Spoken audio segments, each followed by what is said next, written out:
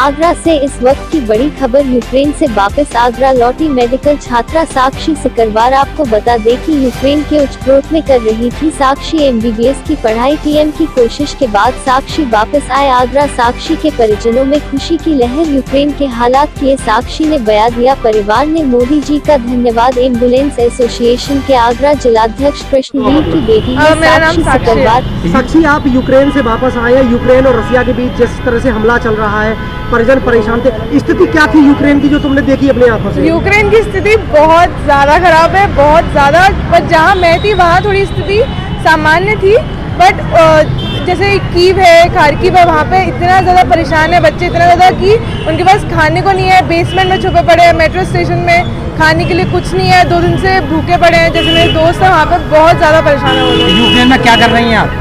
मैं MBBS कर रही हूँ। भारत सरकार की क्या पहल रही बच्चों को लाने के लिए? वहाँ से बच्चों को कैसे ले जाया जा रहा है, क्या है? भारत सरकार ने इतनी हेल्प करी है, इंडियन एम्बेसी ने इतनी हेल्प करी है।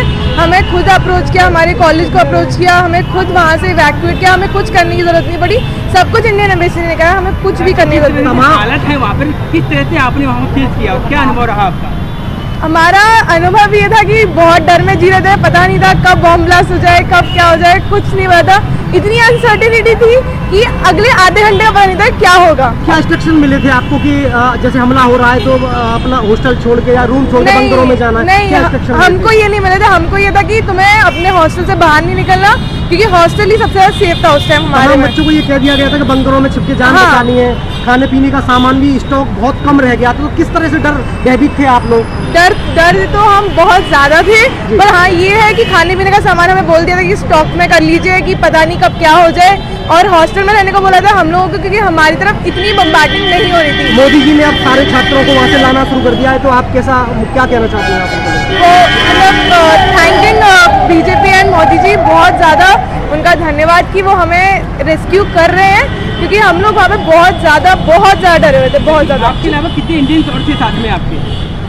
मेरे साथ में करीब 500 इंडियंस और हैं वहाँ पे। एक आखिरी सवाल पूछ रहा, जिस बस में आपको बैठा के वहाँ से निकाला गया, उस पर नेशनल फ्लैग लगाया, क्या रास्ते में आपको किसी ने रोकने का प्रयास किया? नहीं, क्योंकि इंडिया का फ्लैग था, तो उसलिए हमें किसी ने रोका नहीं। इंडिया का फ्लैग आसानी से बाहर आ सकते। यस, बिल्कुल। मेरा कृष्णवीर सिकरवार नाम है। मेरी बेटी यूक्रेन में पढ़ रही थी, MBBS की पढ़ाई कर रही थी। हालात यूक्रेन और रसिया के बीच में हमले की जैसे आपको मालूम पड़ा, तो किस तरह से आप परेशान थे?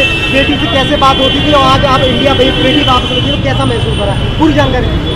बेटी से बात तो रोज होती थी हमारी, परंतु यह है कि हालात इतने खराब होते जा रहे दिन पे दिन, तो हमने अपने रवि सिसोदिया हमारे प्रदेश अध्यक्ष है, हमारे एम्बुलेंस एसोसिएशन के, इनके द्वारा हमने DM साहब के माध्यम से गुहार लगाई, तो हमारी गुहार सुनी गई।